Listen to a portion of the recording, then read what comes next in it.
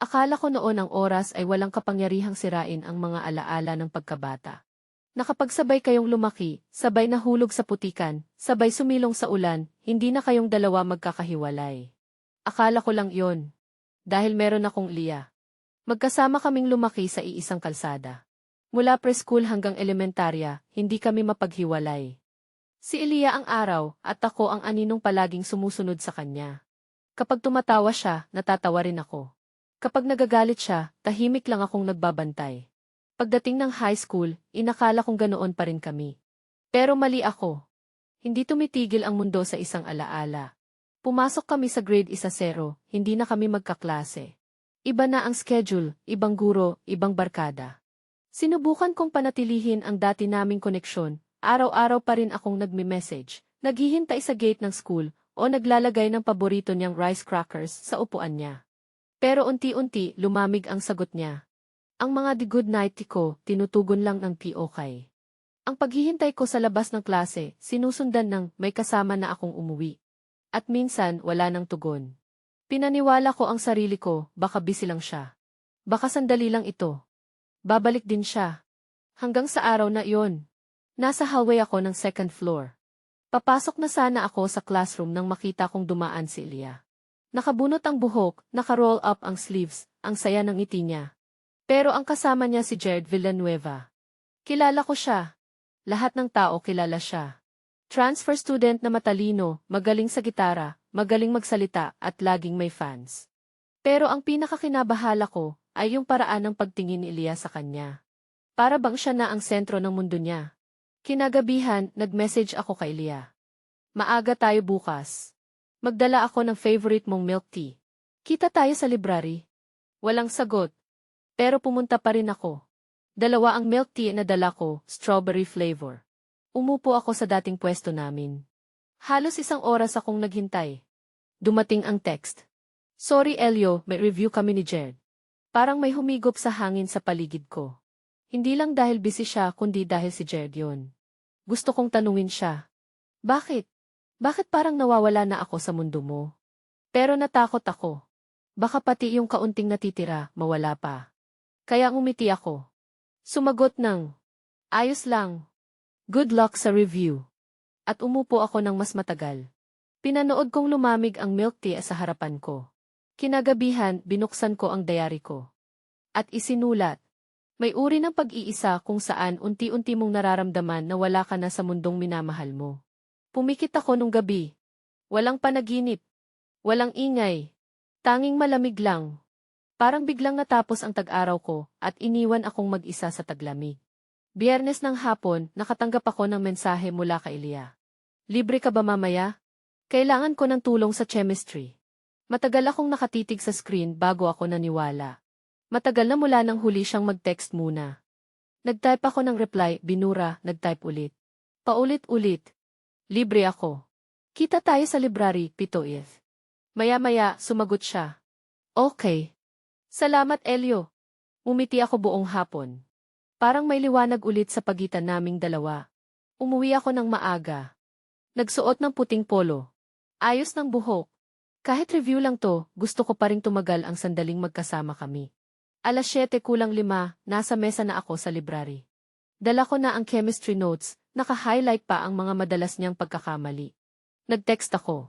Nandito na ako sa table 12. Walang sagot. Naghintay ako. 7:15, wala pa rin. 7:30, isa pang text. Ayos ka lang ba? Nandito lang ako. Wala pa rin. Umuwi akong mag-isa. Kinabukasan sa school, babalakin ko sanang tanungin si Elia kung may nangyaring abala. Pero dumating siya, kasing lamig ng madaling araw. Hindi man lang tumingin. Break time. Lumapit ako. Leah, nakita mo ba yung messages ko kagabi? Teka. Pinutol niya ako. Sabi ko sa'yo sa gate tayo magkita, Elio. Hindi ka dumating. Natigilan ako. Hindi sinabi mo library, di ba? So ako pa ngayon ang mali? Tumataas ang boses niya. Lumingon ang ilang estudyante. Hindi ako makagalaw. Gusto ko lang malaman kung anong nangyari. Wala na. Alam ko na. Lagi kang tama sa paningin mo. Pero ngayon, Elio, wag mo na akong istorbohin. Tumalikod siya. Naiwan akong nakatayo, parang may mabigat na kasalanang hindi ko alam. Sa tanghali, binuksan ko ulit ang phone ko. Binalikan ang message thread. Hindi ako makapaniwala. Wala na ang message niya. Yung original na imbitasyon para mag-review, nawala. Binrowse ko pataas pababa. Wala. Ang natira lang, mga message kong nandito na ako. Okay ka lang ba? Walang sagot. Ayaw kong mag-isip ng masama. Pero bigla kong naalala si Jed. Noong isang araw, hiniram niya ang phone ni Ilya. Para lang kunin ang group photo. Walang pag-aalinlangan, ibinigay ni Ilya ang phone. At kung may taong binura ang mensahe bago pa niya ito mabasa. Wala akong ebidensya. Walang maniniwala. Pero alam ko, may ninakaw.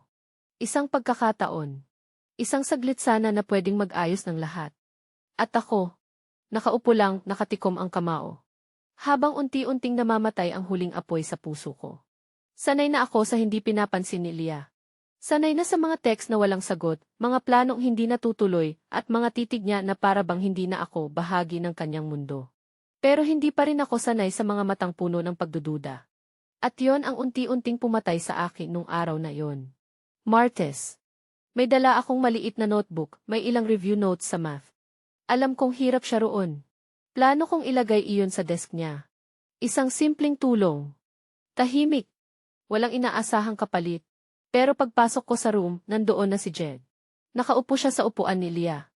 Nakataas ang paa, nakasandal, at nakangiti pero walang init sa mga mata.